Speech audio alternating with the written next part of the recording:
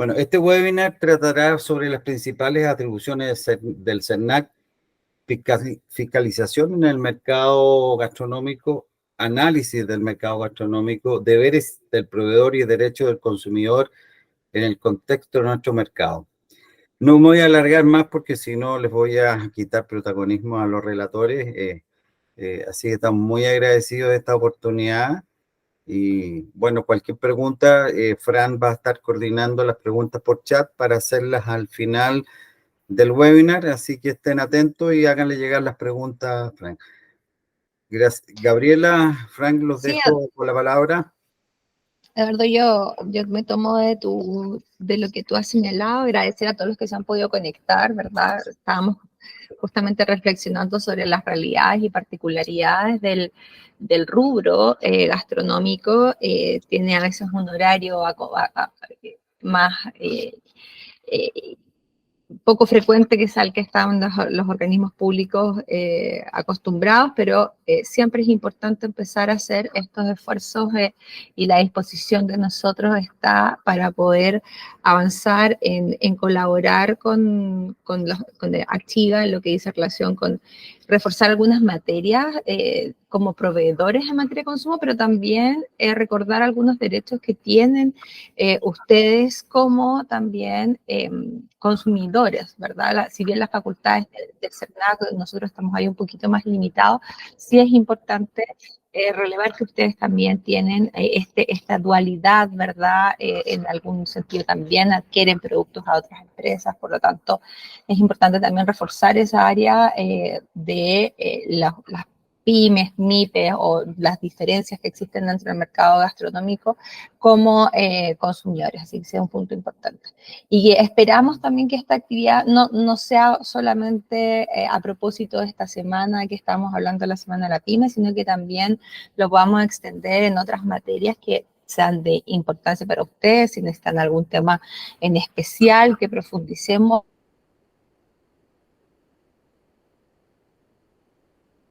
Quizá no alcancemos a profundizar o que nos sería hoy, pero avanzar y tener este canal permanente para que ustedes con nosotros y nosotros con ustedes, no solamente a propósito de lo son charlas, talleres, etcétera, sino también recordar en lo que necesitan también la disponibilidad para reunirnos a propósito de la gestión de reclamos, consultas que puedan existir a propósito del Servicio Nacional del Consumidor. Así que agradecerles que estén hoy acá, se hayan dado el tiempo de poder reunirse.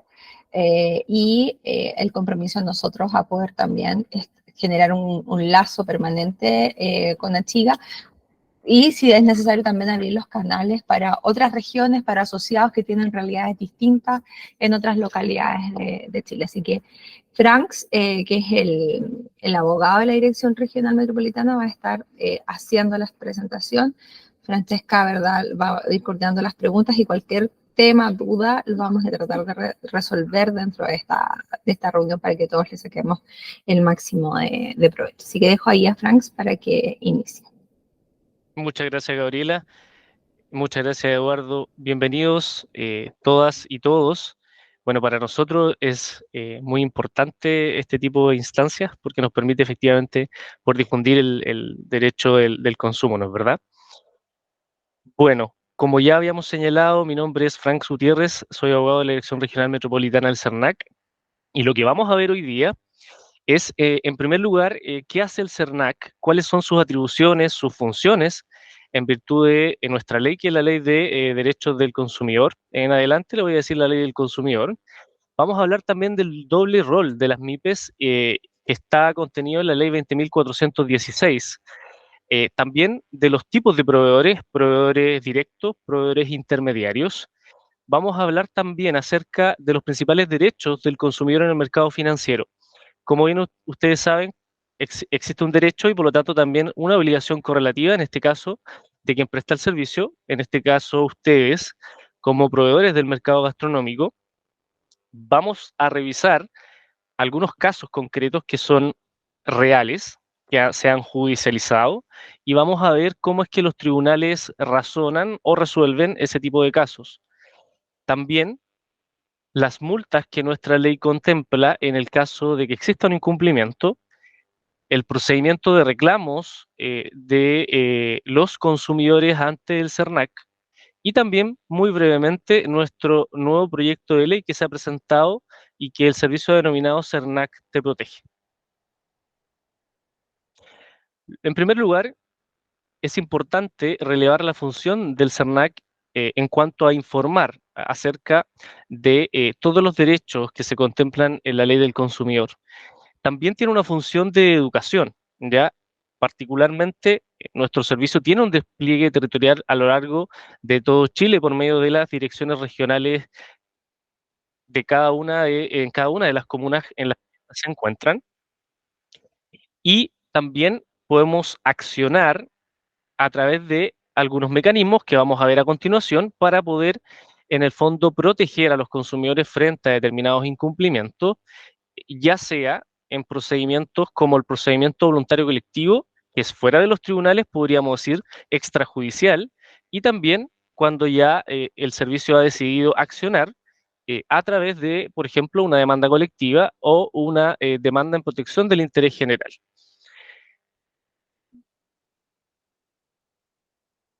Una de las grandes herramientas que la ley le ha entregado al CERNAC es la de fiscalizar. Fiscalizar es entonces acudir a terreno, levantar actas de las páginas web, de la información contenida, por ejemplo, en redes sociales, de un determinado restaurante, de un determinado local de comida rápida.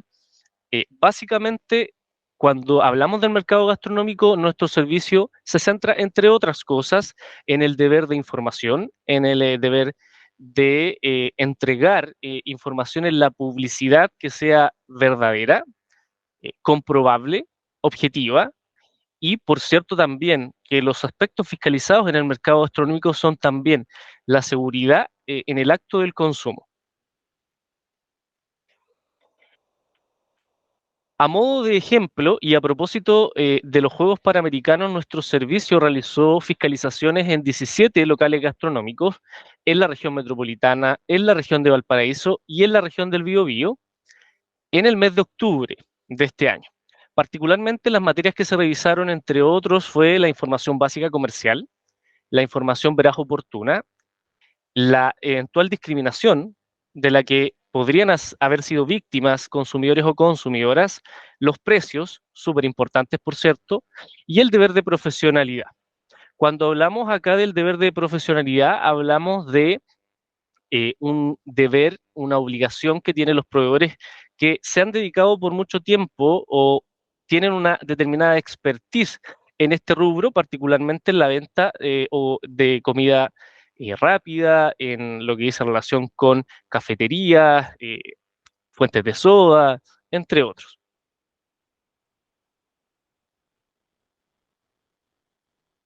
¿Cuáles fueron los hallazgos de esta fiscalización que realizamos hace muy poquito, no es cierto, en octubre de este año?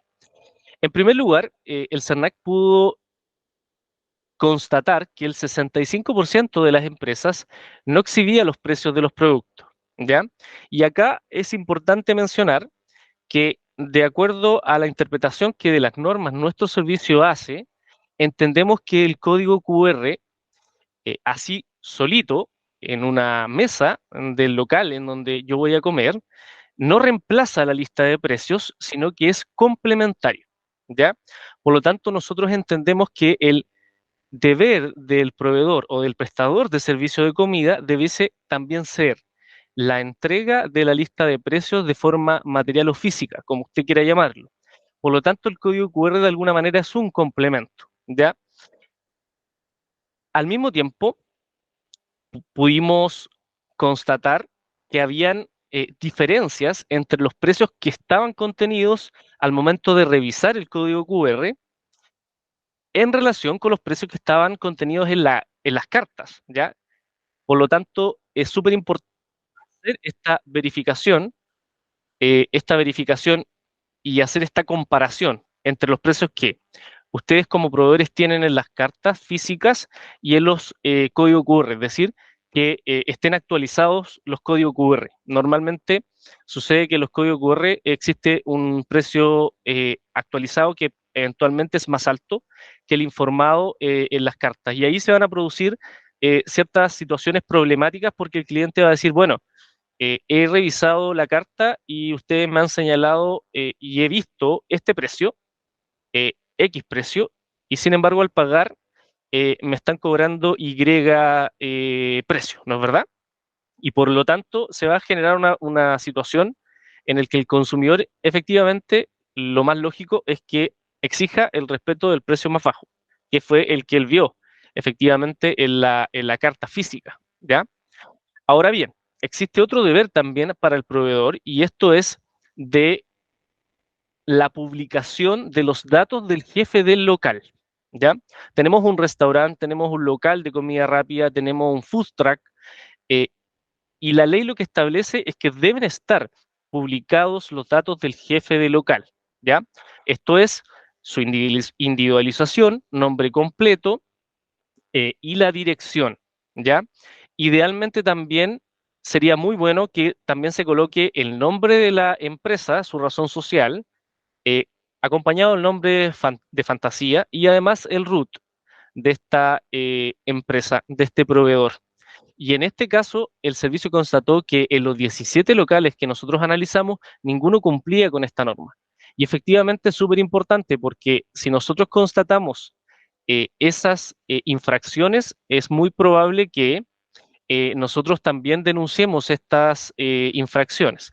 Pero lo cierto es que también este tipo de fiscalizaciones nos ayudan y por cierto estas instancias a poder ayudarles a ustedes a poder prevenir este tipo de situaciones y que finalmente puedan dar cumplimiento a lo que establece la ley del consumidor.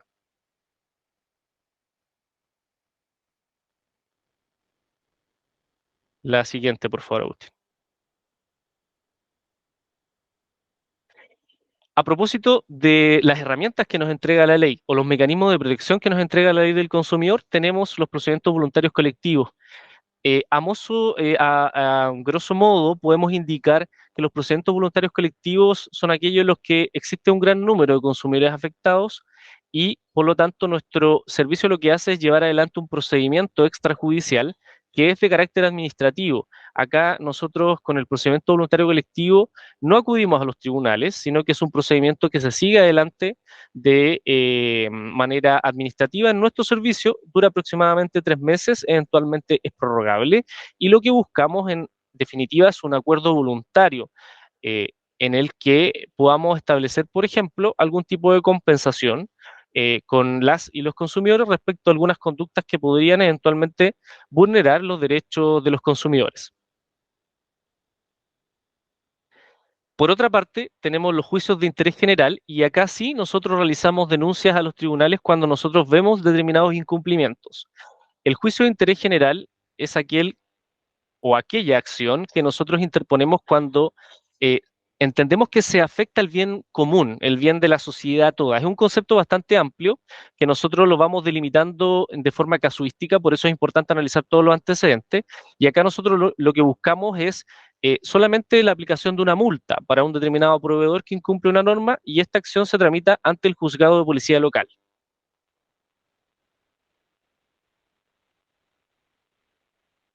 Por otra parte, tenemos los juicios de interés colectivo difuso, y este caso también tiene que ver con un gran número de consumidores afectados y también nosotros judicializamos, en este caso, tal acción ante el Tribunal Civil, ya no ante el Juzgado de Policía Local como la acción de interés general, sino que ante el Tribunal Civil. Y en el año 2022 se iniciaron 12 demandas colectivas, ¿ya? Y entre ellas, ahí como ustedes pueden apreciar, en contra de la Polar por estos casos de venta de ropa falsificada.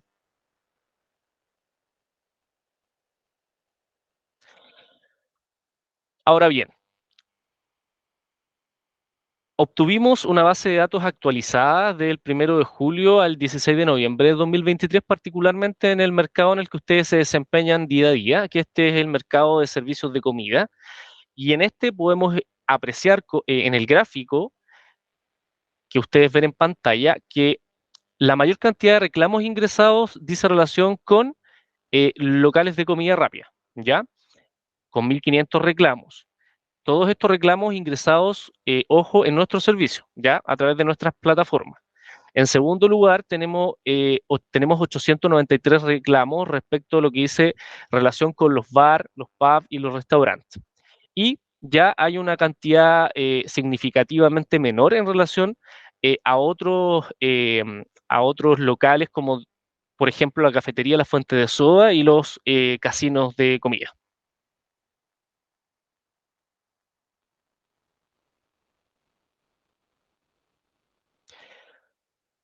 También hicimos un desglose en los submercados que uno encuentra dentro de el restaurante, en lo que dice relación con el restaurante, los bar y los pubs. Y particularmente nosotros las agrupamos en distintas CTI, nosotros les denominamos CTI, al motivo o la razón por la que el reclamo ha sido ingresado a nuestro servicio. La primera que ustedes pueden ver con 138 reclamos dice relación con las formalidades del contrato y aquí es importante relevar que se trata de una CTI o un motivo que es bastante genérico, por lo tanto acá en la formalidad del contrato podemos indicar, podemos verificar que podría tratarse de reclamos de que no se le han entregado la boleta, que han sido atendidos de forma inadecuada, que se ha generado un problema en el local, eventualmente que haya habido un retardo en la entrega del producto. Ya es bastante genérica ese motivo o esa razón. Y en segundo lugar tenemos el retardo en la entrega de lo vendido, de lo ofrecido. Entendemos que ustedes como mercado gastronómico, muchos solo tienen la venta presencial de comida, pero también muchos de ustedes tienen adherido o agregado el servicio de reparto a domicilio, ya sea que ese servicio de reparto a domicilio lo entreguen ustedes mismos, es decir, que forme parte de la cadena del servicio que ustedes ofrecen, o bien que esté entregado a un intermediario, a una aplicación, ¿ya? También tenemos y esto es súper importante, hay muchos reclamos respecto de las condiciones de los baños, ¿ya?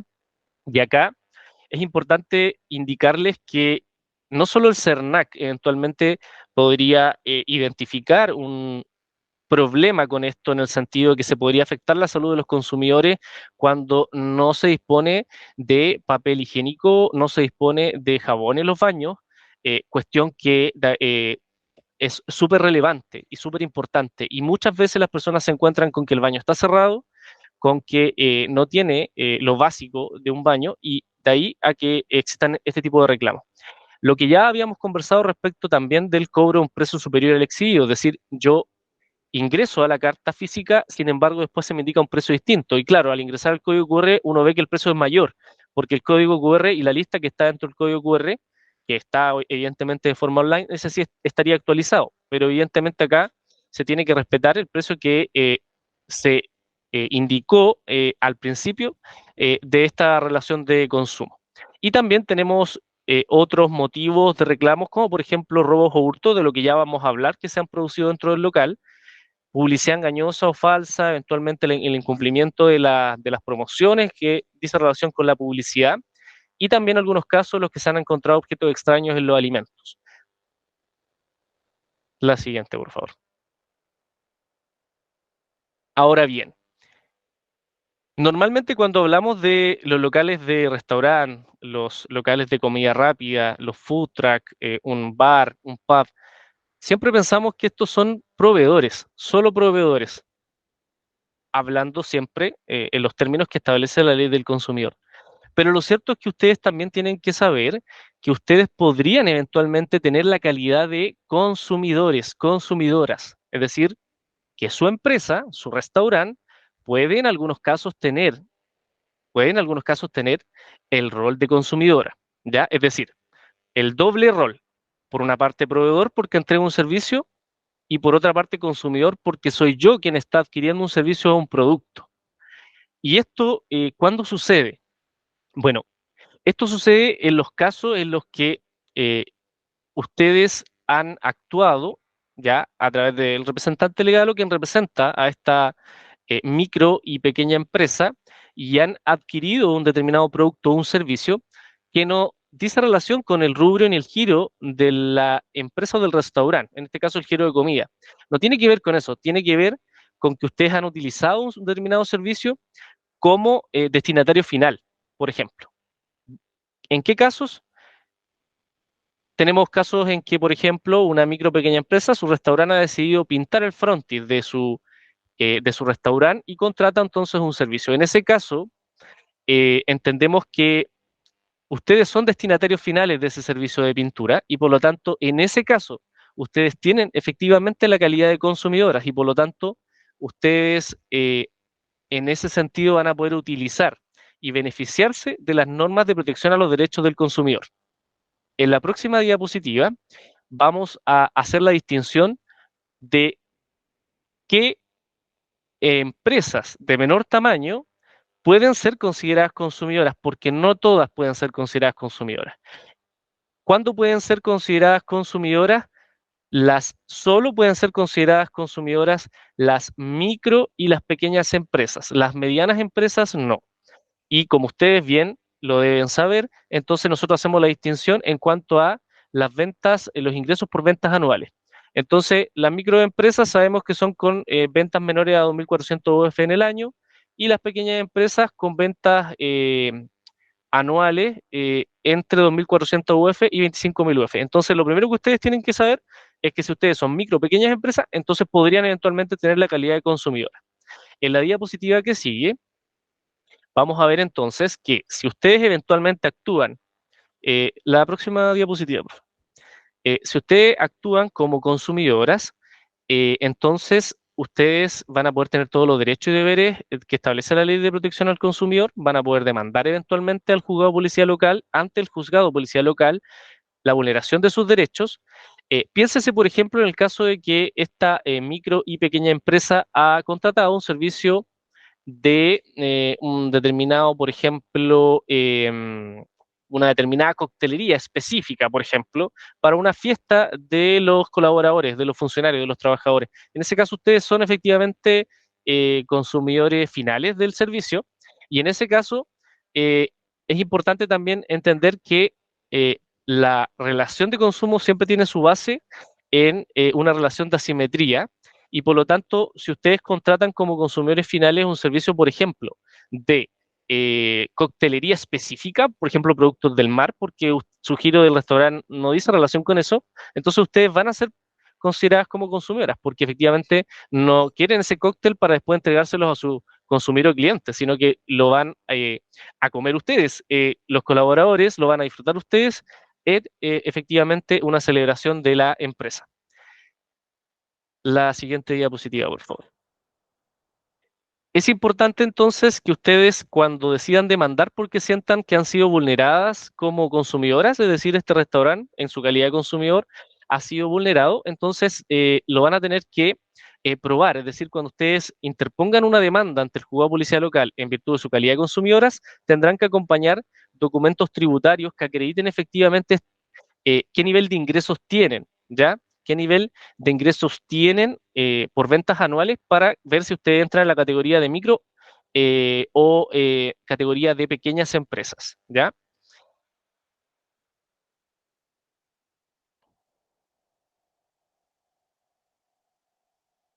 Francesca nos comenta que van llegando preguntas, ya las vamos a ir respondiendo, las vamos a ir respondiendo a medida, ya, justamente más adelante viene esta materia, por lo tanto la vamos a responder junto con ello, ¿ya?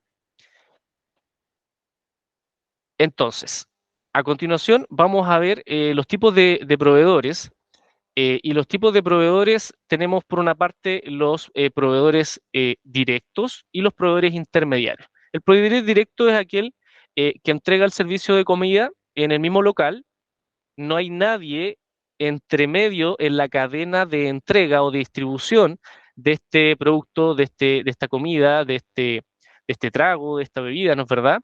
Se ofrece directamente a los consumidores sin que exista un intermediario.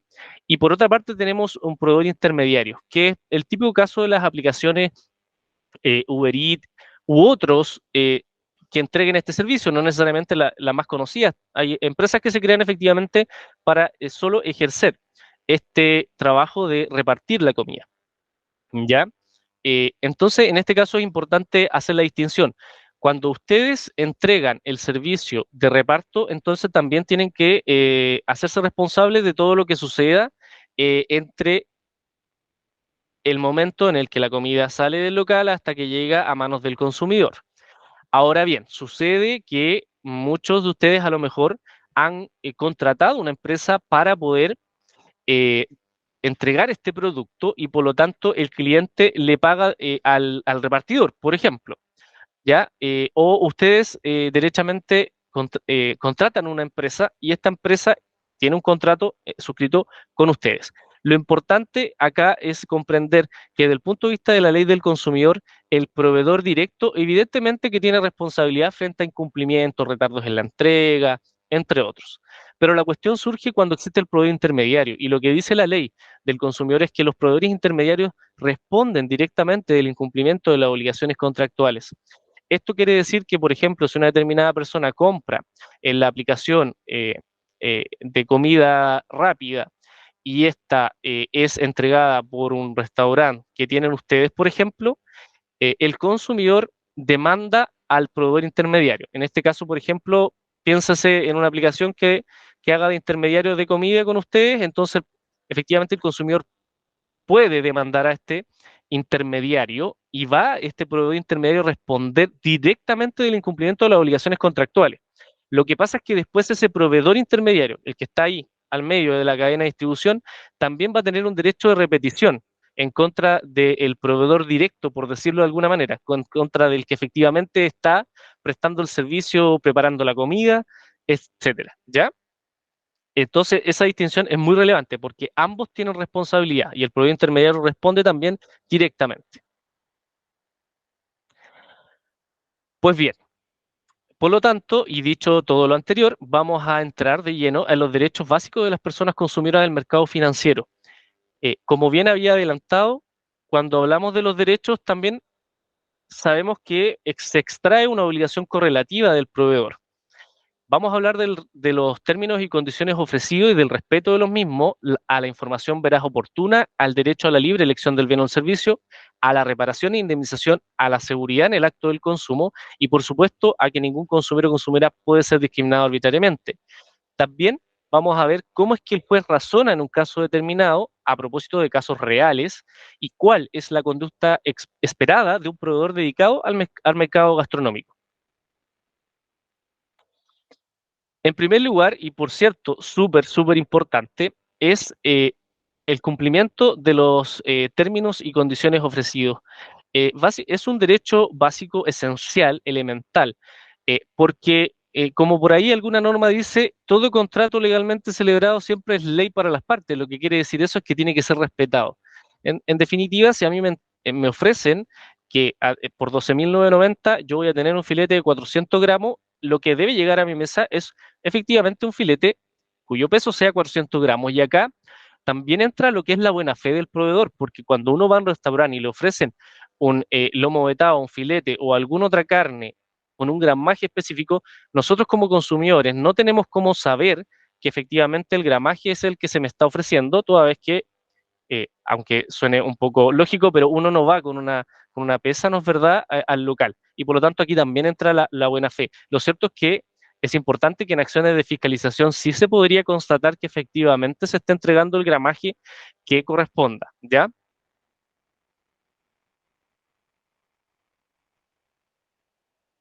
En segundo lugar, y a propósito de la información y publicidad que con la que deben cumplir los proveedores y a los que tienen derecho los consumidores, tenemos, por ejemplo, un aviso publicitario de un local X en el que se indica que hay un combo con lomo italiano a 3.990.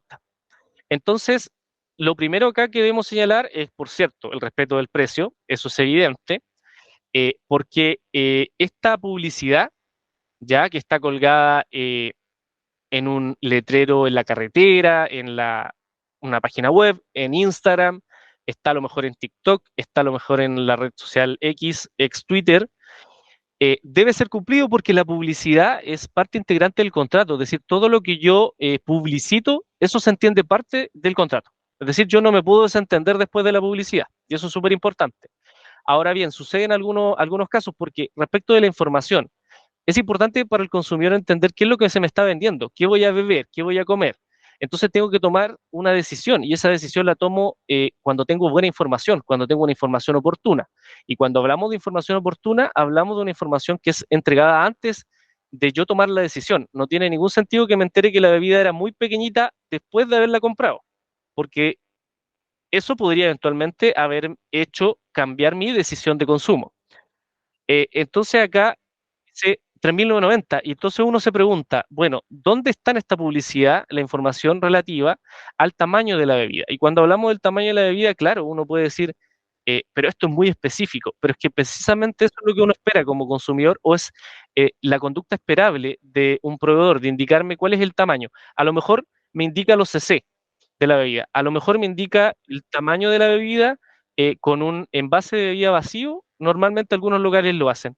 En tratándose de restaurante, normalmente uno entiende que hay dos posibilidades, un vaso con una bebida de, estoy inventando, 330 cc aproximadamente, o bien una bebida en botella, ¿ya? Por lo tanto, es importante también que cuando la persona diga una bebida, sí tenemos una bebida en vaso o tenemos una bebida efectivamente en botella. También es importante que se pueda especificar en qué locales. Muchos de ustedes probablemente en su mercado tienen distintos locales en distintas comunas de la región metropolitana o incluso en una misma comuna. Y esto es evidente tratándose de los locales de comida rápida. Entonces, cuando yo como consumidor veo este afiche publicitario, digo, bueno, ¿es en todos los locales? ¿Es solo en los locales de la región metropolitana? ¿O es también en regiones? ¿Es solo en Santiago? ¿O es también en Las Condes? ¿Es también en Puente Alto? Lo otro, ¿es en cualquier horario? Eh, Porque muchas promociones son, por ejemplo, en un restaurante, en un pub, desde las 19 hasta las 22. Algunos 2 por 1, ¿no es verdad? Para dar ejemplos prácticos. Pero también es importante no solo el horario, también es importante el día. Si yo digo que la promoción es válida solo el 30 de noviembre, y acá quizá alguien podría decir, bueno, este va a ser un caso muy específico, pero ¿qué pasa si usted da o hace una promoción de este mismo combo el día 30 de noviembre y resulta que a su pub va una persona ese día 30 de noviembre, pero a la 1 de la mañana? La pregunta es, ¿me tienen que respetar la promoción o no? Hemos tenido reclamos en los que el restaurante o el local dice, no, es que el 30 de noviembre es en horario comercial, esto es desde las 10 hasta las 7 de la tarde. Bueno, pero ¿en qué momento se entregó esa información al consumidor?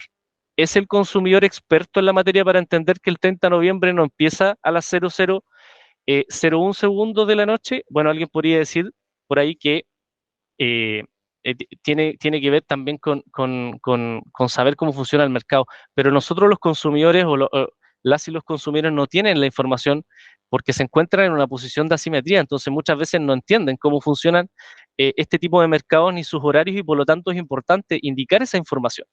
Todo esto me ayuda como dueño de un local, como proveedor del mercado gastronómico, a evitar este tipo de problemáticas y este tipo muchas veces de enfrentamientos que se pueden producir o reclamos que se pueden producir de los consumidores a los proveedores.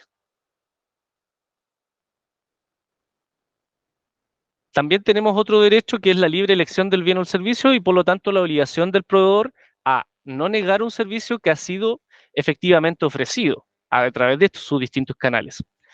Y acá vamos a ser bastante prácticos porque vamos a nombrar muchas veces casos que están contenidos en reclamos hechos en nuestro servicio y en otros casos que se han efectivamente judicializado. Yo les voy a comentar cómo es que el tribunal o el juez ha resuelto este caso y qué cuestiones o antecedentes o pruebas se toman en cuenta.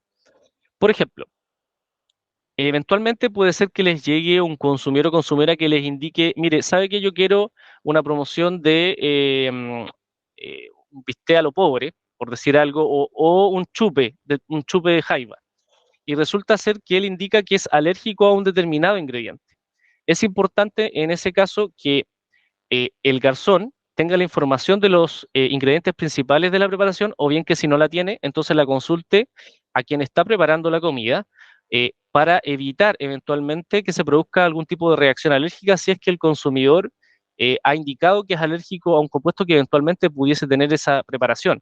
Ahora, también entonces es importante ser sincero y decir al consumidor o consumidora, en realidad no recomendamos este plato porque si bien es cierto no tiene ese ingrediente, en la preparación ha pasado por una cadena que efectivamente podría haber tomado parte de los ingredientes de la otra preparación y por lo tanto podría eventualmente generar una reacción alérgica. Entonces, es importante tener claridad respecto de los ingredientes que se tienen y, por cierto, que hay una obligación del consumidor de indicar si es alérgico a un determinado producto.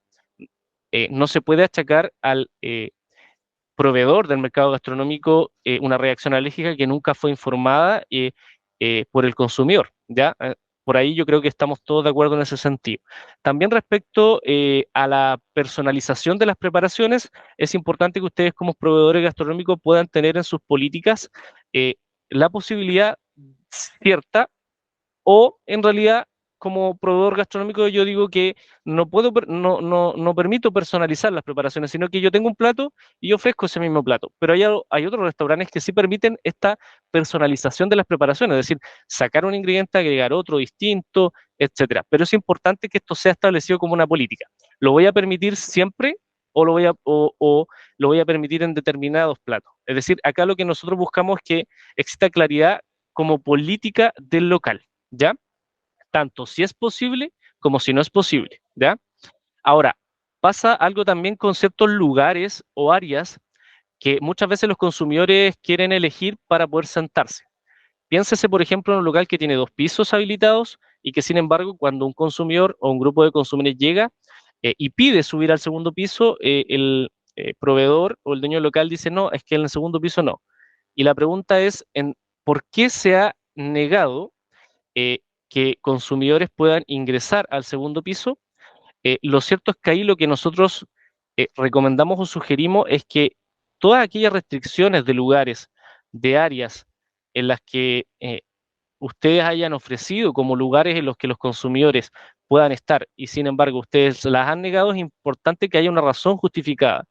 Es decir, no porque arriba efectivamente no hay garzones disponibles o no porque efectivamente arriba hay un problema con una conexión eléctrica, entonces estamos evitando este tipo de problemas y por lo tanto tenemos habilitado solo el primer piso.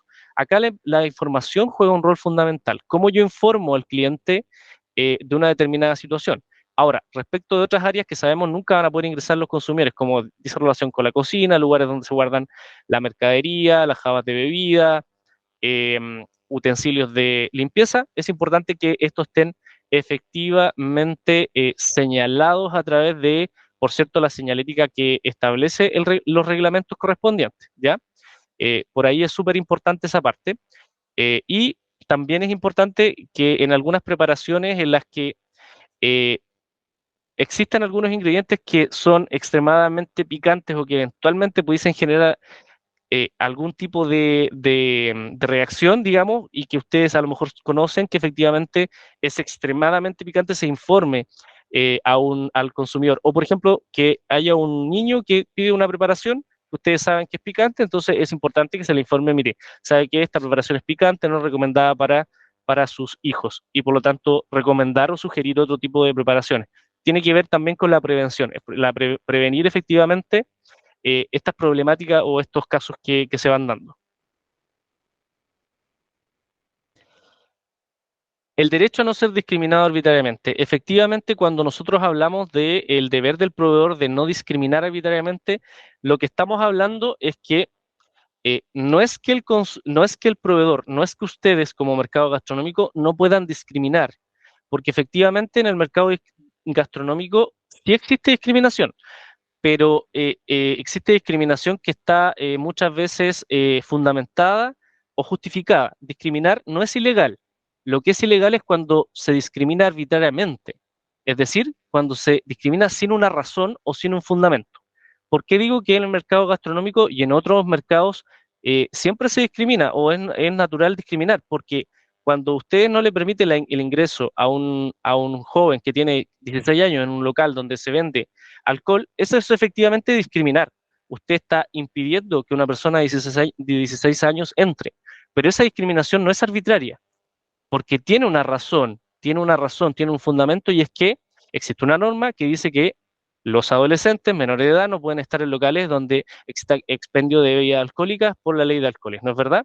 Acá el problema se da cuando el proveedor discrimina arbitrariamente, y cuando discrimina arbitrariamente es porque no existe una razón, un fundamento. Tenemos algunos casos, por ejemplo, en el que se ha discriminado por la orientación sexual.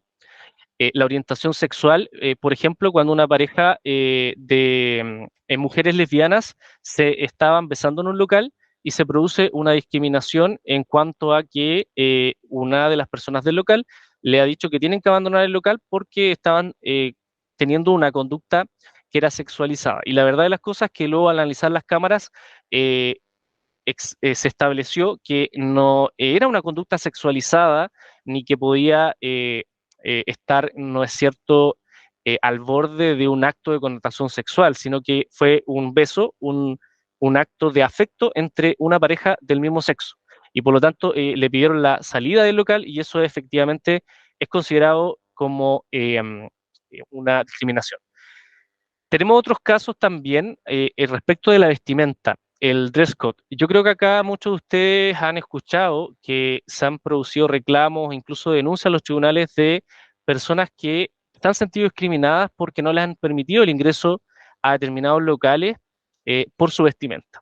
Y acá es importante entender que si un determinado local, un restaurante, va a hacer un determinado evento y dentro de ese evento los códigos de vestimenta son un blazer hombre, camisa, pantalón y por lo tanto no zapatillas, no buzo, es importante que eso sea informado a los consumidores previamente. Es decir, si usted va a hacer un evento en su restaurante en el que se va a exigir una determinada vestimenta, es importante que eso esté informado con anterioridad. Si eso no está informado con anterioridad, una vez que la persona llegue, no se le puede negar el ingreso, porque esa persona al ver la publicidad no se señalaba en ninguna parte un código de vestimenta, por lo tanto lo que correspondería es que esa persona efectivamente se le permita la entrada a ese local. Y por cierto que también el código de vestimenta tiene que estar fundamentado en algún tipo de evento especial, porque se ha realizado una exposición determinada que requiere a lo mejor algún tipo de vestimenta específica. ¿Ya? Por lo tanto, no puedo impedir el ingreso a una persona solo y solo porque sí anda con, por ejemplo, hawaiana y no tengo ningún fundamento para decirle por qué no puede entrar con hawaianas a mi local. Yo creo que es importante también que comprendamos que el derecho a la información implica que me informen con anterioridad a la entrada al local para yo tomar una decisión.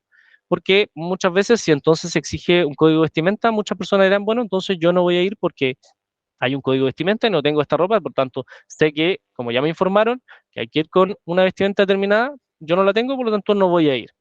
Y por cierto que también tenemos otros casos en los que se han discriminado por nacionalidad a personas, obviamente, de nacionalidad extranjera, y que también entendemos que constituyen actos de discriminación arbitraria.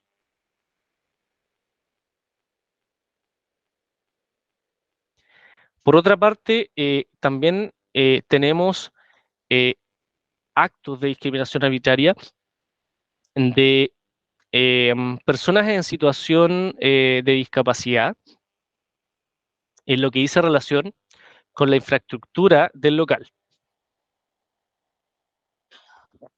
con la entrada al local. Muchos locales no tienen dispuestos ramplas, por ejemplo, para personas con silla de ruedas.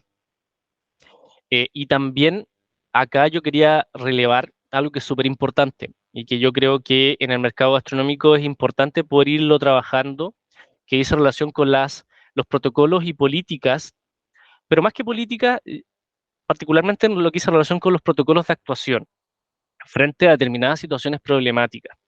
Es decir, eh, si es que existe una persona consumidora a la que quizás el garzón no tiene claridad cómo llamarla, es decir, si llamarla en el género femenino o masculino, es importante que pueda preguntarle a la persona consumidora eh, cómo la llamas, cómo te llamo, cómo te puedo nombrar en el servicio que le estoy entregando, para así evitar muchas veces que se le sea denominada a una persona consumidora con el género hombre, por ejemplo, con el género hombre o con el género femenino cuando esa persona no se identifica con ninguno de los dos. Entonces muchas veces sucede, ahí se puede producir un problema y por lo tanto lo importante, cuando existan, a veces sucede que existen dudas respecto de cómo denominar a una determinada persona, entonces sería importante que se le pueda llamar por su nombre y por tanto Garzón le pueda preguntar efectivamente su nombre.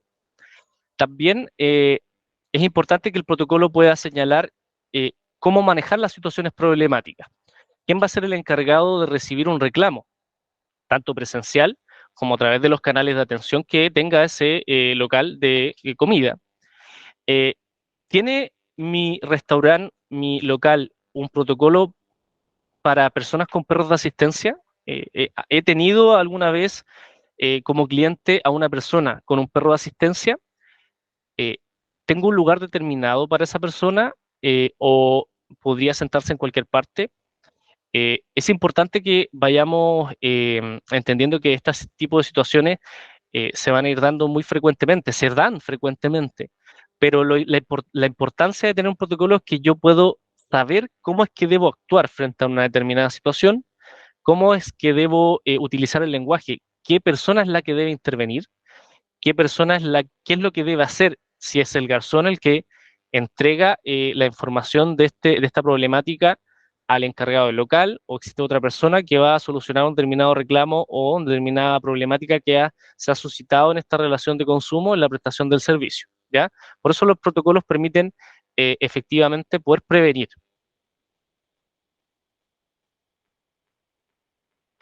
Por otra parte, tenemos el derecho a la seguridad en el acto del consumo, ¿ya? Y por lo tanto, el deber del proveedor de tomar todas aquellas medidas o garantizar aquellas medidas de seguridad que eviten que las y los consumidores puedan eventualmente sufrir algún tipo de daño, ya sea a su integridad física, a su salud, ¿por qué no a la integridad psíquica?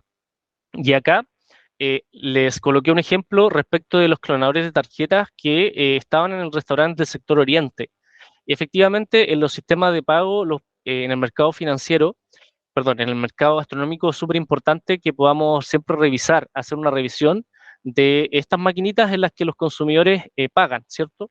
Y poder tener medidas de seguridad, como por ejemplo algún tipo de cámara de seguridad que apunte a estos aparatos tecnológicos, porque como sabemos pueden ser intervenidos. En el caso que yo les muestro ahí, que es un pantallazo de un diario nacional, es que los garzones estaban coludidos con efectivamente estos antisociales estos delincuentes, ¿no es verdad? Y por lo tanto acá es importante saber que igual existe un deber de resguardo respecto de esos aparatos tecnológicos del proveedor, del dueño del dueño del local, ¿ya? Porque si bien es cierto existe una responsabilidad penal, que es la de los garzones y también de los delincuentes que han actuado de forma coludida, pero también hay un deber de responsabilidad en cuanto a verificar que mis aparatos por medio de los cuales yo permito pagar no estén adulterados, ¿ya? Y esa revisión debiese hacerse eh, nuevamente con un protocolo cada cierto tiempo, sobre todo si es un local en donde pasan muchas personas por la caja, por ejemplo, o es un local en el que pasa mucho personal. Normalmente hay una circulación de distintas personas por determinado lugar, entonces por ahí es importante poner atención y ojo en eso. Respecto a la salubridad y la limpieza, por cierto que respecto a la salubridad entran otros servicios públicos como es el Ministerio de Salud, en la Subsecretaría de Salud y eventualmente existen, no es verdad, sumarios sanitarios si es que se detectan algún tipo de problema con esto. Respecto de lugares en los que las personas no puedan eh, entrar, como dije anteriormente, la señalética es fundamental.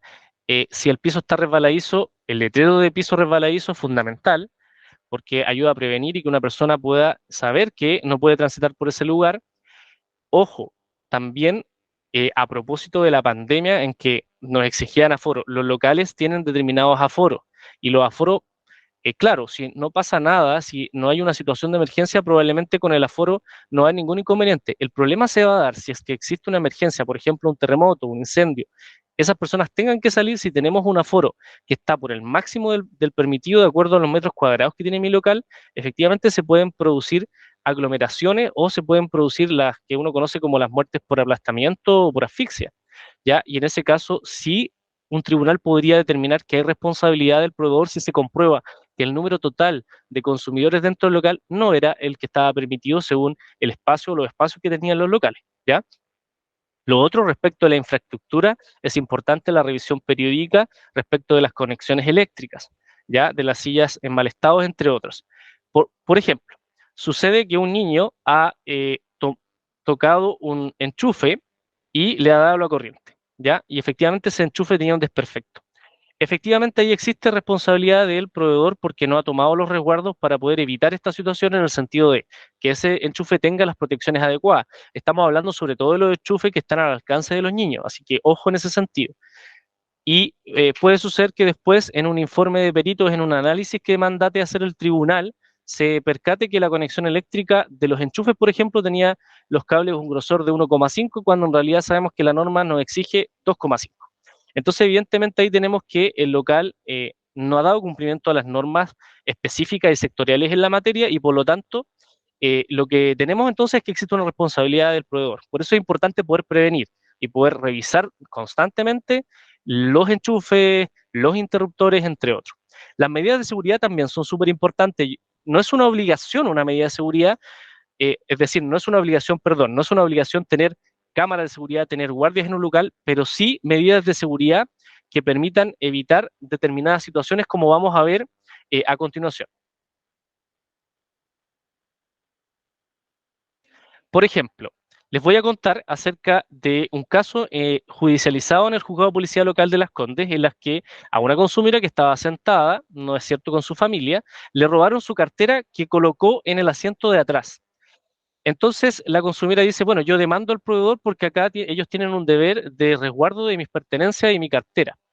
¿Qué dice? Bueno, y además agrega a la consumidora que ella tenía un iPad, tenía un iPhone, tenía la billetera, tenía algunas joyas, o sea, tenía especies de alto valor.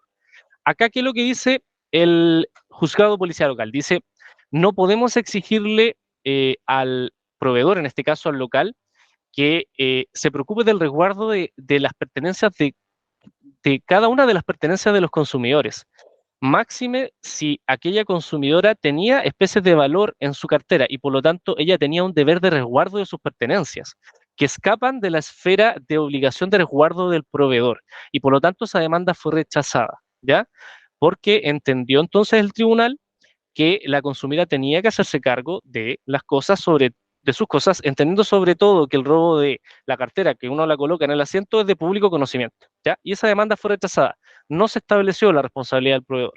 Por otra parte, sí se ha establecido la responsabilidad de los proveedores que ofrecen el servicio de estacionamiento en sus locales. Y aquí, ojo, hay que hacer una distinción porque efectivamente acá el estacionamiento, muchas veces se habla de que el restaurante entrega el servicio de estacionamiento gratuito, pero lo cierto es que se ha entendido por parte de los tribunales que esto forma parte de la cadena del servicio ofrecido. Por lo tanto, cuando yo estoy comprando un determinado plato de comida, también estoy pagando en estricto rigor el servicio ofrecido por el proveedor, que es un estacionamiento. Pero independientemente sea pagado o gratuito, si es entregado por el proveedor debe hacerse responsable de los robos o hurtos que ocurran dentro de ese automóvil. Porque efectivamente en este caso, a diferencia del anterior, el consumidor no tiene la posibilidad de estar resguardando las pertenencias de su vehículo, ¿ya? Y por lo tanto ahí sí tenemos sentencias que efectivamente condenan a los proveedores del mercado gastronómico por robos de especies en los estacionamientos que entregan como servicio a sus clientes.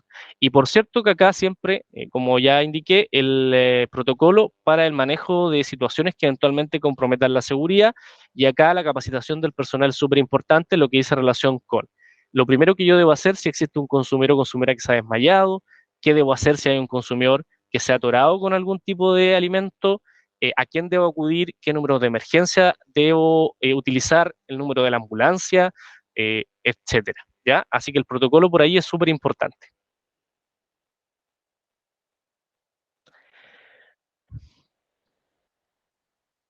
Entonces, a propósito de las herramientas que la ley del consumidor entrega al CERNAC, también tenemos la posibilidad cuando nosotros nos llegan determinados casos de poder citar al representante legal del restaurante, del local de comida rápida, a fin de que pueda comparecer a nuestras dependencias acá, en la Dirección Regional Metropolitana, en Agustinas 1336 para que nos pueda responder algunas preguntas respecto de determinados reclamos o del tenor de reclamos que han interpuesto los consumidores y consumidoras.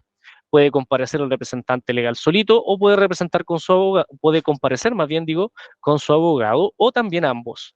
Es importante saber que en el caso que nuestro servicio cite al representante legal, este tiene la obligación de comparecer, puesto que si no comparece, eventualmente nosotros podemos pedir al tribunal un apercibimiento que es una orden de detención. Por tanto, si ustedes no comparecen, tendría que ser debidamente justificado, ¿ya? En segundo lugar, podemos también requerir información básica sobre los hechos denunciados para que ustedes nos acompañen los antecedentes, puedan decir qué opinan, cuál es su posición respecto a un determinado hecho denunciado.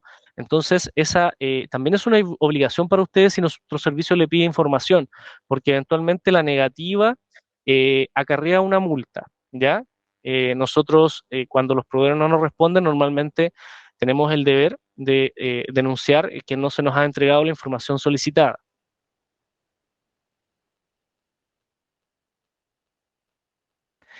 También queríamos comentarle que a propósito de los reclamos que nos llegan a nuestro servicio, es súper importante que ustedes se puedan validar. ¿Qué es validarse? Es básicamente que ustedes puedan ingresar los datos de su empresa al CERNAC, al sistema del CERNAC.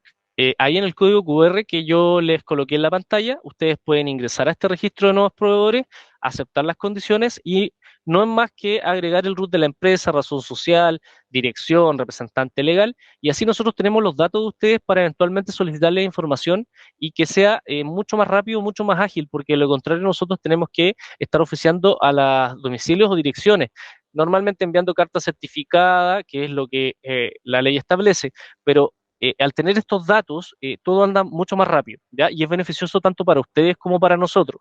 Eventualmente los podemos citar, por ejemplo, a una reunión en interoperabilidad para poder conversar respecto a ciertos reclamos, ver eventualmente que ustedes puedan realizar algunas conductas preventivas, en el fondo para tener una comunicación fluida, así que los llamamos y los invitamos a poder validarse en el portal del proveedor. Solo como a modo expositivo, tenemos que la regla general es que cuando una empresa no cumple con alguna de las normas que establece la ley del consumidor, eventualmente el tribunal podría aplicar un máximo de 300 UTM. Y por otra parte también tenemos, por ejemplo, en los casos de publicidad engañosa, las multas pueden llegar hasta 1.500 unidades tributarias mensuales. No son cifras que sean bajas, son cifras considerables. Y por cierto que ustedes también tienen ahí la posibilidad de poder fundamentar, de poder señalar su posición. Es importante que las multas decir que las multas no las aplicamos nosotros, las aplican los tribunales. Nosotros solamente pedimos la aplicación de una determinada multa si es que visualizamos un incumplimiento, pero la multa la aplican los tribunales y lo deciden ellos, ¿ya? También queríamos aprovechar de comentarle respecto del proyecto CERNAC Te Protege. A propósito de la diapositiva anterior o la lámina anterior, yo les decía que nosotros no podemos aplicar sanciones. No podemos aplicar sanciones porque la ley simplemente no nos permite realizar tal acción. Y básicamente pasa que tenemos muchos reclamos en los que los proveedores no dan una respuesta satisfactoria y los consumidores deciden tampoco demandar. Por lo tanto, finalmente, comillas, quedan en una situación de impunidad o de no solución de su problema. Y por lo tanto, nuestro servicio ingresó un proyecto de ley en el que eventualmente se nos permitiría aplicar una sanción, ¿ya? Es decir, que seamos directamente nosotros los que apliquemos una sanción, por cierto, establecida en UTM o en otro indicador que tendrá que determinarse, ¿no es verdad? Cuando el proveedor no responda, cuando la consumidora no está satisfecha con la respuesta. Pero lo cierto es que ustedes siempre, siempre van a tener la posibilidad de poder eh, recurrir a los tribunales si es que la multa que eventualmente aplicó nuestro servicio, ustedes consideren que es improcedente, que ustedes consideren que el monto de la multa es desproporcionado. Así que no es que nosotros apliquemos la multa y ahí se acabó. Ustedes siempre van a tener la posibilidad de poder apelar a esa multa ahora a los tribunales, ¿ya? Así que eso es súper importante porque hay una revisión de nuestra actuación por parte de los tribunales.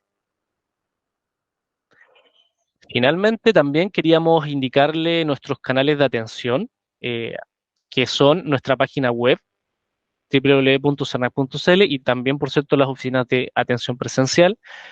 Tenemos en todas las direcciones regionales a lo largo de todo el país y también en las plataformas municipales. Tenemos convenios con municipalidades en donde un funcionario de una municipalidad recibe los reclamos y luego son remitidos acá a nuestro servicio. Por cierto, también el call center y cuyo horario de atención está ahí señalado en la diapositiva, como ustedes pueden apreciar.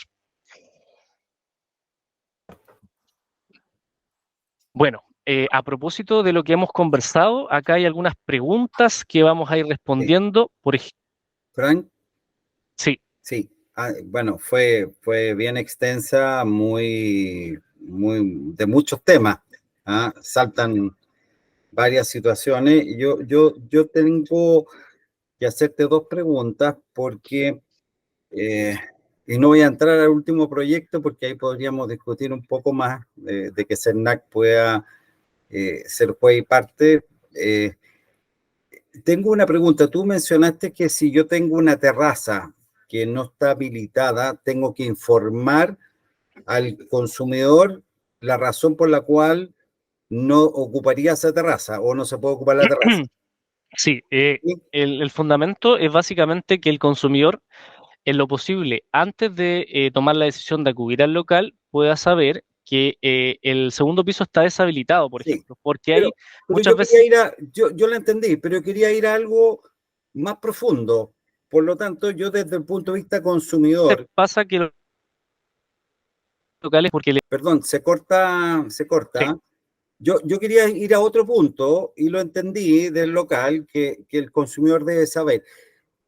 Porque yo vi que tú tienes módulo de atención, los bancos tienen módulo de atención, el aeropuerto tiene módulo de atención, organismos públicos tienen, y uno llega y no hay información de por qué no están ocupados, por qué las casetas de atención al público no están ocupadas. Eso ameritaría que cualquiera de nosotros pudiese apelar a la ley del consumidor y, dado que no estaría indicado, presentar una queja y una demanda contra todos estos organismos. Bueno, es importante señalar que en el caso de los servicios públicos, las personas que acuden no tienen la calidad de consumidores, por lo tanto a ellos no aplica la ley del No, consumidor. ahí no.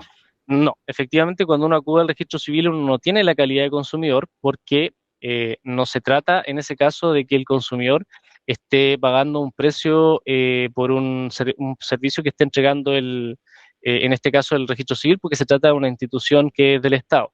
Así que en ese caso no aplicaría la ley del consumidor. Lo cierto es que efectivamente, cuando una persona va a un servicio público, posiblemente podría dejar en el libro de reclamo o a través de los canales que posea ese servicio público algún tipo de explicación respecto de por qué un determinado ejecutivo no están atendiendo en sus puestos de trabajo, por ejemplo, ya entendiendo que los organismos públicos deben siempre dar respuesta a las solicitudes, reclamos o preguntas que realicen las personas. O sea, pero ¿cuál es ahí es la condicionante? Porque cuando tú pagas el servicio de aeropuerto, te lo cobran. Por lo tanto, te deben brindar el servicio, las casetas deberían estar atendiendo, pero lo atienden funcionarios públicos. Cuando uno va al banco y una caseta del cajero no está ocupada, se entiende lo mismo porque yo no supe Sí, que estaba la caseta cerrada, pero tengo que hacer un trámite en el banco.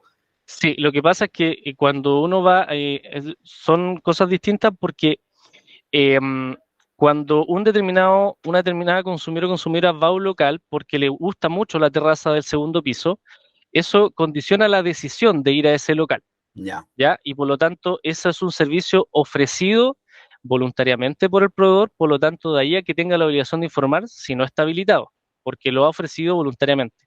Cuando uno va a otro lugar en la que existen 5 cajas y hay 4, la ley no establece que las 5 cajas deban estar efectivamente operativas. Ya. Y tampoco esa es una circunstancia que permita al consumidor tomar una decisión. Si hay 5 o 4 cajas, el consumidor va a ir y va a pagar igual. Ahora, distinto es que exista, por ejemplo, problemas con el atochamiento de personas, por ejemplo, en un supermercado, ¿ya? En ese caso, sí, efectivamente, también se puede reclamar porque el servicio entregado tiene un retardo, tiene una demora. No, yo quería entender cuál es la Sí, variable tiene que ver final, con la decisión. la La decisión, claro. sutileza, porque es bien alambicada, por eso te lo decía, difícil, Claro. por eso te lo Sí, agradezco. sí. En el caso específico, antes de que a propósito de lo que nosotros vivimos muy duro en el estallido social, que vandalizaba los locales. Ahí no hay protocolo, ¿no? ¿Cómo se actúa frente a una situación de esa naturaleza? Porque es un evento impensado, porque tú ahí Extraordinario. hablabas de protocolo, ahí... Bueno, ese efectivamente, cuando hablamos de estos casos, como por ejemplo un estallido social o un evento que aparece así de la Una nada, turba un que evento entra, sí. extraordinario, una turba, estamos hablando de casos que son excepcionales. En primer lugar, no son la regla general, o sea, no ocurren normalmente, pero en los casos en que suceda, es importante entender que hay una eximente de responsabilidad por parte del proveedor del restaurante, porque se trata de imprevistos que no son posibles preverlos por parte del proveedor. Por lo tanto, si eventualmente llega una turba y se producen incidentes y se ve afectada la integridad física de los consumidores, evidentemente que acá no existe responsabilidad de los proveedores porque se trata de un hecho que de ninguna manera es posible prever por parte del proveedor. ¿Ya? Distinto es el caso en el que ha ocurrido, por ejemplo, un problema eléctrico en el local y se ha generado un incendio, el proveedor después se determina que no tiene ningún protocolo de evacuación, las vías de evacuación, al aforo estaba sobrepasado, entre otros. Sí, te lo agradezco. Muchas gracias por las aclaraciones. Te dejo con las preguntas, Fran, perdonen, pero... Sí, no, gracias por esas preguntas, Francesca, sí. A ver, Es por ahí ahí leo, sí. están en el chat, todas las que me llegaron por WhatsApp las escribí yo en el chat, no sé si alguien tiene alguna más, la puede agregar. Mira, la primera pregunta indica, ¿es obligación tener un libro de felicitaciones y reclamos? La verdad de las cosas es que nuestra ley del consumidor no establece la obligación de tener un libro de felicitaciones y reclamos, pero sí nosotros siempre lo recomendamos, lo sugerimos como una política de satisfacción de la experiencia usuaria, ¿ya? Y por lo tanto, el libro de reclamos podría eventualmente ser un medio de prueba, por ejemplo, para ustedes que digan, mire, si bien es cierto acá ocurrió un incidente, pero mire, nosotros tenemos muchas felicitaciones, tenemos acá que se nos ha indicado que esto está muy bueno, que esto se repita. Entonces, de alguna manera, un libro de reclamos podría, por ejemplo, ser un medio de prueba. La respuesta es sí, efectivamente. O bien, el libro de reclamos contenía, por ejemplo, ya hay alguna indicación de un incidente. Por ejemplo, en el libro de reclamos se señaló que un enchufe estaba en malas condiciones hace 3 meses. Después ocurrió un incidente, se revisa el libro de reclamo y efectivamente nunca se hizo nada en el intermedio.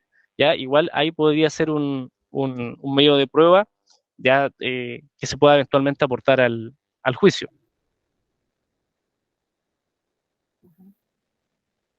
Después preguntan si debe estar foliado, entonces como no hay obligación, eso no tampoco lo Idealmente, indica la ley. claro, efectivamente, para efecto de transparencia y de imagen institucional, lo ideal siempre es que este tipo de libros estén foliados, ¿ya? Para evitar en el fondo que se puedan extraer algún tipo de página o extraer las páginas que a mí como restaurante no me gustan. Es para efectos de, como política, digamos, de imagen, de prestigio, estén foliados sería una sugerencia o una recomendación. Y por lo tanto, si se deben contestar, idealmente eso va a depender, claro, de la satisfacción usuaria. Sabemos que si nunca existe respuesta, probablemente el consumidor no va a nunca obtener una respuesta. Que, ojo, es distinto a que el proveedor o el restaurante o el local tenga los canales de atención para recibir reclamos. Porque lo cierto es que un solo libro de reclamos no cumple con el estándar que establece la ley del consumidor para recibir reclamos. Tendrían que ser un correo electrónico habilitado, un teléfono habilitado que en el fondo deje constancia de lo que se está reclamando y la respuesta que la empresa eventualmente otorgue, ¿ya? Respecto de la información, por ejemplo, de si algo es picante de estar por escrito, es suficiente que lo indique el mozo al tomar el pedido. La verdad de las cosas es que siempre cuando hablamos de esto es siempre casuístico, por lo tanto la sugerencia que nosotros podemos entregar es que lo posible se entregue esa información al consumidor, ¿ya? Cuando algo tiene algo que sea picante o que tenga algún ingrediente que eventualmente está fuera de lo normal o tiene un sabor distinto. Acá el fundamento es básicamente que el consumidor pueda elegir en la preparación con la mayor cantidad de información posible, ¿ya? Y que a lo mejor ahí el garzón pueda entregar esa información que es la primera cara con la que se enfrenta el consumidor. Respecto a los carteles que indican al cliente que cuide sus pertenencias y ganchos disponibles en las mesas, nos protegemos de los reclamos por robos. La verdad, derechamente frente a esa respuesta, esto es casuístico, ¿ya? Pero lo cierto es que un letrero, así como solito un letrero que indique tal cosa, no es un eximente de responsabilidad, ¿ya? Porque igual van a tener que analizarse por parte del tribunal todos los antecedentes. Esto me recuerda a aquellos carteles que establecían en los estacionamientos que el proveedor no se hace responsable por los robos ocurridos en los estacionamientos. Y lo cierto es que los tribunales han dicho que pese a que existan esos letreros, los proveedores deben hacerse cargo de la seguridad de los estacionamientos porque se entiende que es un servicio entregado a las y los consumidores, ¿ya? Y que por lo tanto, a raíz del caso que yo les había comentado, no debemos olvidar que si bien es cierto, los consumidores y consumidoras tienen derecho, ojo, también tienen obligaciones. Y dentro de sus obligaciones, entre otras cosas, está el de el resguardo de sus pertenencias. También existe un deber de los padres respecto del cuidado de sus hijos. Es decir, no siempre toda la responsabilidad va a ser achacada al restaurante. Es decir, si hay un hijo que se le ha ido de la madre, de la mesa, y se ha ido a un lugar específico donde no podía entrar, también hay un deber de cuidado de los padres. Por lo tanto, en muchos casos también se determina que hay una exposición imprudente al daño por parte de los consumidores, ¿ya? Por eso es importante también indicarles a ustedes que no siempre la responsabilidad de los proveedores, de los locales, y que en muchos casos también depende de esta obligación que tienen los consumidores del resguardo de su pertenencia, del cuidado de sus hijos, entre otros. Parece que no hay más preguntas por escrito, pero alguien había levantado la mano. Sí, parece que alguien levantó la mano. Raúl Báez. Sí. Hola, Raúl. Gracias, Frank. Gracias por la explicación. Tengo un set de consultas, más o menos de lo que ibas conversando de orden inicial hasta lo último. Primero, cuando haces mención de los precios que manejan las distintas marcas. En el rubro donde yo estoy, nosotros tenemos precios diferenciados dependiendo del canal de venta, ya sea para venta presencial, venta delivery o compra por una aplicación para retirar en el local.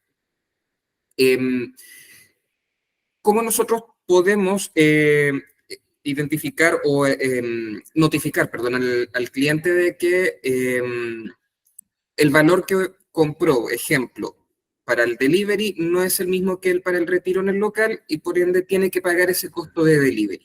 Que no haya una confusión de que, oye, pero la publicidad dice esto, con la leyenda, el mensaje es válido solo para delivery, pero lo quiere cambiar de canal de venta. No sé si lo explico. Sí, absolutamente. Gracias por la pregunta, Raúl. Bueno, acá lo importante es comprender que todas estas problemáticas o confusiones en general, ojo, porque hay casos particulares, pero en general se da porque la información no es del todo clara. Y digo en general porque en ciertos casos particulares la información está contenida, simplemente el consumidor no la leyó. Y ahí el consumidor tiene la obligación de leer todos los términos y condiciones. Así que por ahí también tenemos una obligación del consumidor. Pero los casos que tú me señalas, esos casos se pueden siempre solucionar en la medida en que en letras visibles, ya no en una letra chiquitita al final de la lista de precios, sino que al principio, como un título, se indique como lista de precios para delivery, lista de precios para consumo local u otros. Así, lo importante es poder entregar la información para que el consumidor tome la mejor decisión. Ahora, la revisión de todos los canales de la publicidad, porque muchas veces uno se encuentra con que en la página web está específicamente determinada esta distinción de precio, pero después cuando uno se va a Instagram, esa distinción no existe, ¿ya? O está la imagen de la publicidad y esta distinción está en la bajada de texto que se le da a Instagram, ¿ya? Y por lo tanto muchos consumidores ven solo la imagen, ¿ya? Que les aparece como publicidad cuando uno va pasando las historias, por ejemplo. Entonces, si uno va pasando la historia, aparece esa publicación, efectivamente, yo lo único que veo es la imagen. Entonces, uno esperaría, como conducta esperable del proveedor, que se indique ahí una diferenciación de precios. Es decir, que se indique que hay precios diferenciados para una u otros canales de venta. Súper. Siguiendo con el set de consultas, son como 4 consultas en total. Hacías mención también con la publicación de datos del jefe de local. ¿Qué ocurre en los establecimientos que tiene un jefe de local del turno AM y un jefe local del turno PM. ¿Debe estar notificado en un diario mural? ¿Tiene que ir rotando o puede quedar una persona como representante del local tomando esa nomenclatura? Buena pregunta. Lo relevante en ese caso sería colocar los nombres de... y mira, hay dos opciones. Una opción es, porque sabemos que en muchos casos los jefes de local van rotando por turnos, evidentemente, pero lo cierto es que hay dos opciones. La primera es que se coloque los nombres del jefe de local y al ladito se coloque el horario en el que cada uno está o los días en los que está. Pero lo cierto es que puede suceder que ese horario no se cumpla por distintas razones. Por ejemplo, porque se encuentra con su feriado legal o porque se encuentra con licencia, entre otras, y por lo tanto ahí no va a tener mucha efectividad esa distinción. Por tanto, lo que nosotros sugerimos es que se coloque solamente a un jefe de local o la autoridad máxima del local o el gerente puede ser del local y se coloque solo ese nombre ya para todos los efectos para que se entienda que en caso de cualquier cosa hay que comunicarse con esa persona, ¿ya?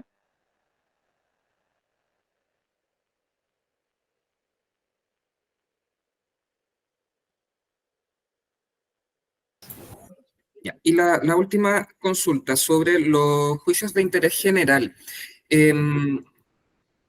Para que yo, comercio, reciba una demanda de interés colectivo, interés general, ¿cuál es la cuantía o cuál es la cantidad de casos que se debe cumplir como base para que pueda yo recibir esa demanda por mal servicio o por incumplimiento de? Ya, esa es una muy buena pregunta. Tratándose de las demandas colectivas, tenemos demandas colectivas en protección del interés difuso o también en interés colectivo. Y acá lo relevante, tratándose de las acciones en protección del interés colectivo, es que hayan más de 50 consumidores, ¿ya? 50 o más consumidores. Ahora bien, también es importante respecto de las acciones en protección del interés difuso, ahí estamos hablando de la afectación de un número indeterminado de consumidores, ¿ya? No se sabe con exactitud cuántos son los consumidores, ¿ya? Tratándose de las acciones en protección del interés general, que estas se tramitan ante el juzgado de policía local y que buscan solo una multa, no tenemos indicado por la ley un número mínimo de consumidores, por lo tanto tenemos acciones promovidas en protección del interés general. En caso de discriminación arbitraria de una persona por su orientación sexual, es decir, un consumidor. Por lo tanto, podría ser un consumidor y de ahí hacia arriba. Y en cuanto a ¿sí? Ahí te complemento un poquito, Franks, también, por ejemplo, va a depender de la gravedad del bien o jurídico, por así decirlo, que está afectado.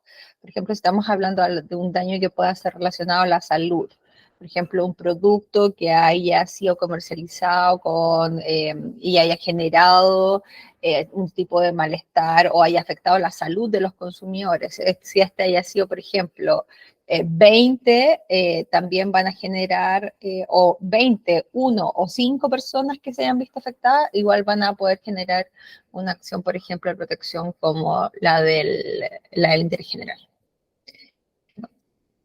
Muchas gracias, Gabriela. Frank, Sí, Eduardo. una pregunta. Tú hablas de la no discriminación, ¿cierto? ¿Qué pasa al revés cuando hoy día nosotros tenemos mucho personal también extranjero de diversidad sexual? ¿Qué pasa cuando un cliente discrimina a nuestro personal en términos de atención? ¿Cuál es qué se puede hacer en un restaurante? A veces son hasta violentos, descalifican. ¿Cómo debiera actuar uno para no infringir alguna normativa de derecho del consumidor? Porque estamos hablando ahora a la inversa. Así es, por supuesto. Son situaciones que también se dan. Hay consumidores y consumidoras eventualmente que pueden ejercer acciones de discriminación en contra del personal, por ejemplo, los garzones, el personal del bar, la cocina. Importante acá que el personal de los colaboradores, los funcionarios de este local, de esta empresa, no pierden sus derechos por el hecho de estar prestando un servicio. Por lo tanto, tienen el derecho también a no ser discriminados y en caso de que esto suceda, es muy importante que estas situaciones sean efectivamente denunciadas, porque efectivamente tenemos normativa eh, que impide la discriminación por razones de identidad sexual. Por ejemplo, lo que tiene aparejada una sanción que es multa, ¿ya? Y eventualmente también una demanda de indemnización de perjuicios. En ese caso, sería importante también que las jefaturas siempre apoyen en estos casos para que se ejerzan estas acciones y en definitiva no queden impunes. Eso es lo que dice relación con la discriminación, súper importante. Y por otra parte, si se producen hechos violentos o que eventualmente pudiesen tener las características de algún tipo de lesión, que se denuncie efectivamente a la autoridad. Es decir, acá no por el hecho de que es un cliente en el que está, tiene el derecho de pasar por sobre la otra persona que se encuentra prestando el servicio. Muchas gracias. Fran, ¿tenemos alguna pregunta adicional o estamos listos para...? No, yo les pediría ahora que ¿Una prendieran foto? las cámaras y nos sacamos una foto. Ah, sí, súper. Yo estoy más, parece que estoy en la Ahora Antártida. sí, María Graciela nos puede acompañar. María Gabriela. A María Gabriela. Me va a denunciar por cambiarle el nombre.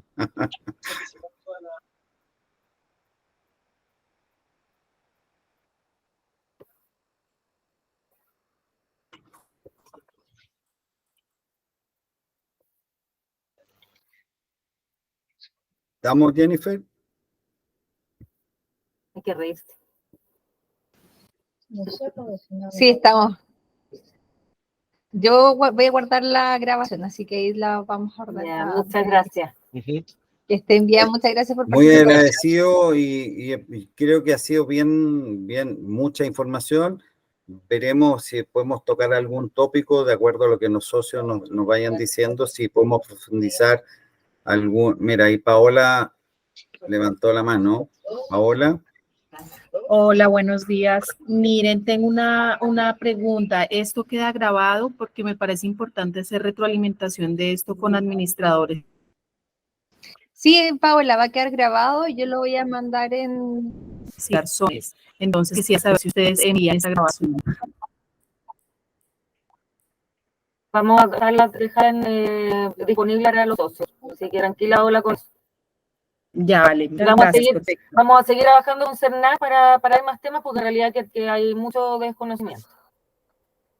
Así es, queremos agradecer la participación y esta actividad colaborativa con Achiga. Para nosotros es súper importante por estar en contacto con ustedes, poder solucionar sus dudas y estar ahí, en el fondo, con los consumidores y también con ustedes. Si en el fondo acá este lazo de cooperación son súper relevantes, porque es un aporte para ustedes en el servicio que entregan y también para nosotros en relación a nuestra función.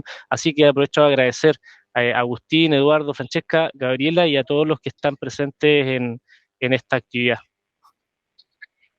Muchas gracias y que tengan una linda semana. Igualmente. Igualmente. Nos vemos en un próximo webinar. Muchas gracias a todos. Hasta Y luego, todas estén ahí. bien.